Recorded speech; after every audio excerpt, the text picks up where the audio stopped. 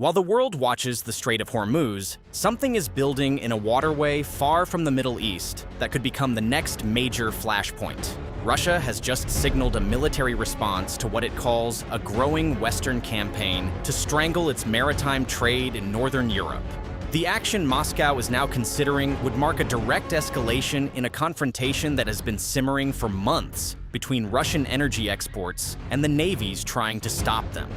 But to understand why Moscow is moving now, you have to understand what the other side did first. Because what happened in the Baltic over the last several weeks did not happen quietly. Russia is now openly weighing the deployment of warships to escort its commercial fleet through the Baltic Sea. Artem Bulatov, ambassador-at-large for the Russian Foreign Ministry, told Sputnik that the European Union and NATO are using the Baltic as a testing ground for unilateral mechanisms to control international navigation and target what he called undesirable nations. He said Moscow would use a full range of available means, legal, political, and military, to ensure the unhindered movement of Russian-flagged vessels. That is the Kremlin publicly stating it is prepared to put warships alongside tankers in one of Europe's most congested waterways. But the escorts are not just a threat on paper. Moscow has already begun reflagging tankers to the Russian registry to claim sovereign immunity and has reportedly placed armed mobile fire groups from the FSB-linked Moran security group on certain high-value vessels. The convoys would be the next step. The escalation did not begin with Russia. 12 European nations, led by the UK and Germany, began aggressive insurance inspections of the so-called Shadow Fleet earlier this year. In March 2026, Swedish and Belgian forces executed high-profile boardings and detentions of vessels suspected of sanctions violations. Moscow has identified NATO's recently launched Baltic Century mission as a direct attempt to establish a blockade. Deputy Foreign Minister Alexander Grushko said the mission poses an existential threat to Russia's economic security. From Moscow's perspective, the pattern is clear.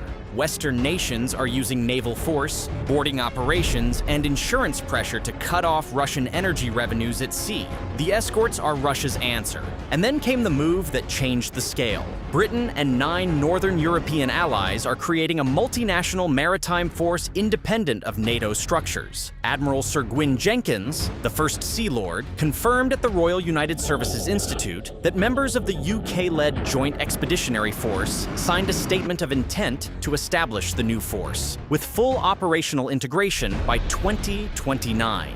Jenkins said Russian incursions into British and Allied waters have increased by nearly 30% over 2 years. By 2029, the naval assets of 10 nations would sit under a singular London-based command for Northern Atlantic operations. That is a defense bloc capable of independent action outside NATO's 32-nation structure, built specifically for the confrontation now unfolding in the Baltic and the North Sea. Moscow called the new force hysterical. Deputy Chair of the Security Council Dmitry Medvedev said the Kremlin harbors no aggressive plans toward Western Europe and warned that persistent talk of inevitable war risks creating a self-fulfilling prophecy. But the dismissal sits alongside a fact that tells its own story. After Prime Minister Keir Starmer raised the possibility of seizing Russian oil tankers earlier this year, Moscow deployed armed frigates to escort its energy exports through British waters. According to The Guardian, nearly 100 tankers have passed unimpeded since the escort policy began. Whether that is because the escorts are working or because London chose not to test them is an open question. But 100 tankers through contested waters with 0 seizures is a number Moscow is happy to let speak for itself. Against that backdrop, Slovak Prime Minister Robert Fico delivered a speech that cut against the direction of travel in every other Western capital. He confirmed he would meet President Putin on May 9th, Victory Day, and said he categorically rejects the narrow-minded ideological blinkers some insist on wearing. He described the United Nations as a total pathetic joke, asked who stopped the Americans in Iraq, in Iran, or in Venezuela, and said the West has run dry in terms of economic opportunities. He raised a question few European leaders are willing to touch. He asked what the answer is to a potential NATO collapse, and said a total NATO collapse could very well happen. The Baltic is no longer a commercial waterway with occasional friction. It is becoming a second naval front, quieter than Hormuz, but carrying its own risks, with armed escorts on one side, boarding operations on the other, and a new fleet being built to formalize what is already a confrontation at sea. Subscribe to WLA for daily geopolitical analysis. What is the answer to the collapse of NATO? Because the collapse of NATO could happen.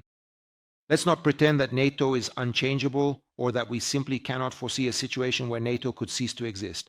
What alternatives do we have? Currently, there is no alternative.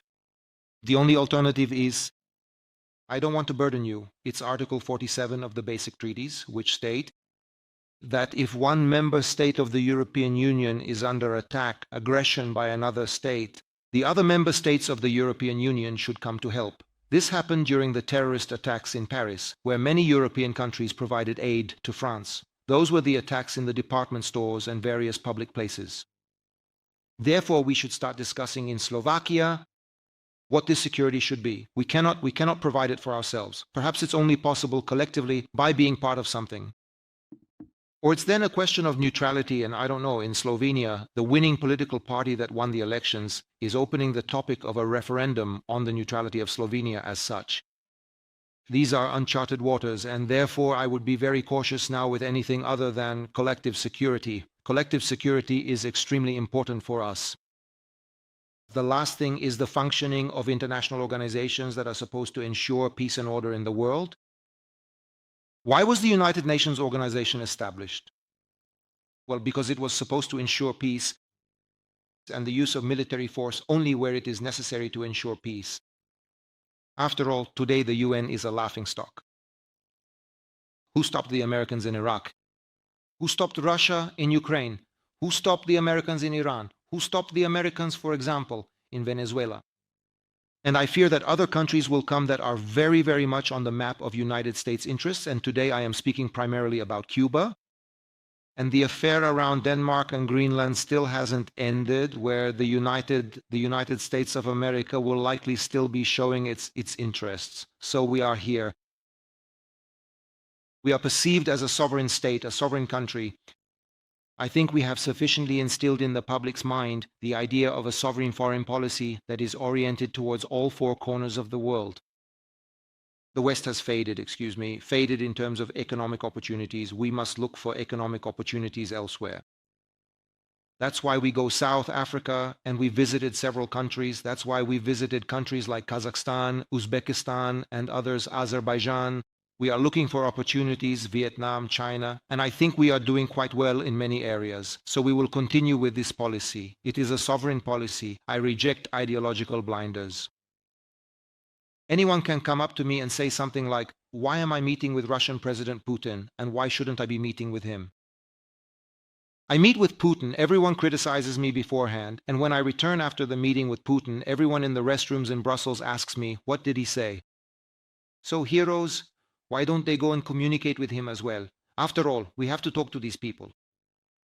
And that is why we are betting on communication with everyone.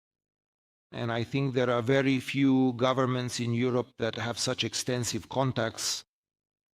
Starting with Chinese President Xi Jinping, Vietnamese President Thulam, we were in Brazil with Brazilian President Lula. We simply try with everyone. I handled the United States through Donald Trump.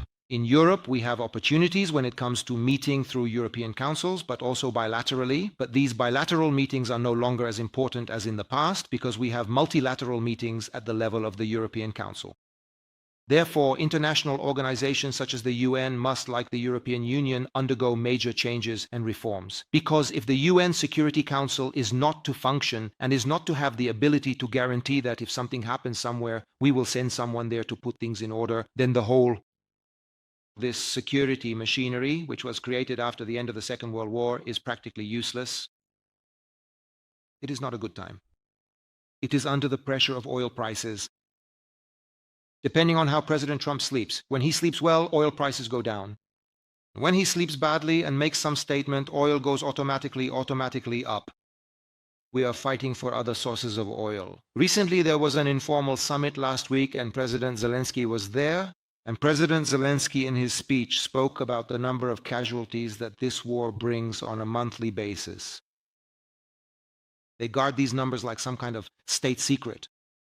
Neither do the Russians talk about theirs. Russians like to talk about Ukrainians. Ukrainians don't talk about theirs, but they talk about Russians. So the Ukrainian president said, I hope I remembered that number correctly, that there was a month recently this year where 35,000 Russian soldiers were eliminated, that is either dead or seriously wounded. 35,000. I don't want to question it now. It just seems to me to be an exaggerated number because today the war is conducted in a different style. It's not a charge, like you don't go in a line where 20,000 soldiers throw themselves, as it was during the First or Second World War. These are small operational groups of soldiers who move. Therefore, 35,000 dead and seriously wounded soldiers is a large number for me. Well, this is what President Zelensky is saying now about the Russian side. The Russian side is telling the Ukrainian side that their losses are at least equal, if not even higher. So let's assume that's a realistic figure, that it's realistic, let's say 20,000 on one side and 20,000 on the other. I'm being conservative. That is 40,000 people every month who are either dead or seriously injured. In a year, that's times 12, 480,000. It's as if you wiped out all of Bratislava, where you'd have no children, no elderly, absolutely no one left there. And if only there were some logic to it. We all admit it, and we keep repeating in the European Union that this war has no military solution, that no one can win it on the battlefield. Neither side will win, yet there's still this push to keep funding the war because of the prevailing view that it economically weakens the Russian Federation, which might be true to an extent, but not as much as some media outlets claim.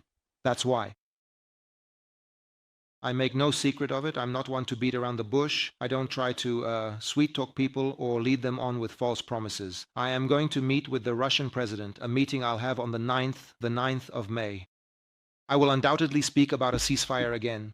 Slovakia, Czechia, and Hungary are not participating in this loan. We have nothing to do with it because I refuse to provide or be any part of a war loan. Out of those 90 billion, 60 billion is for weapons and 30 is for running Ukraine. This means that Ukraine has the funding for another year.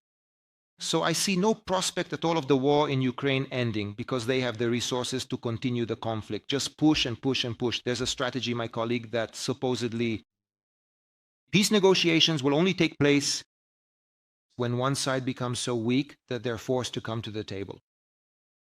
But when will anyone admit they're weak enough to start negotiating? That's why I think a fairly long military conflict still lies ahead. But I've always done this, and I'll do it again now. Even when I met with Xi Jinping, I told him, Mr. President, please use the influence of China, a country of 1.5 billion people, which is truly a superpower today. Try to intervene and